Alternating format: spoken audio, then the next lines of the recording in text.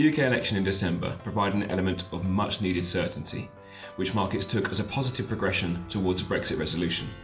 The next step is likely to be a successful parliamentary vote to proceed with negotiations between the UK and the European Union. Internationally, tensions between the US and China receded as the two nations agreed the first stage of a trade agreement, but this optimism was short-lived as military action from the US against a prominent Iranian general spooked markets once again as we entered the new year.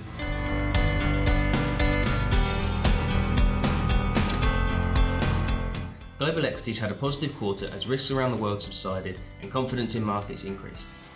Government bonds were negative over the quarter as they tend to perform worse when equity returns are positive.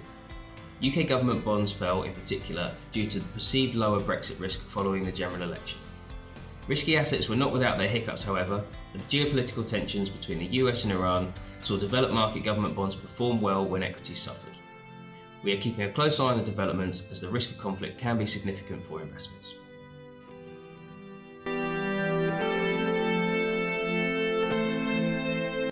We continue to hold government bonds for events that negatively impact equities, such as the geopolitical tensions seen recently. The majority of our investments are in large established companies. We prefer the US and Asia for our equity exposure, as the US is still the most stable developed market and Asia continues to present attractive opportunities. Overall, we maintain our reduced risk stance. We expect equities to be the best performing asset class this year, but we are conscious of the risks that could upset markets in the near term.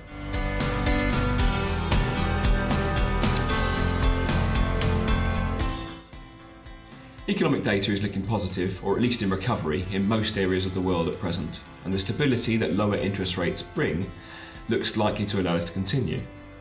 We believe that rates will be low in most regions for the entirety of 2020, which will aid progress, but we are mindful of numerous risk factors, including those posed by Brexit, the US presidential election, and increasing geopolitical tensions.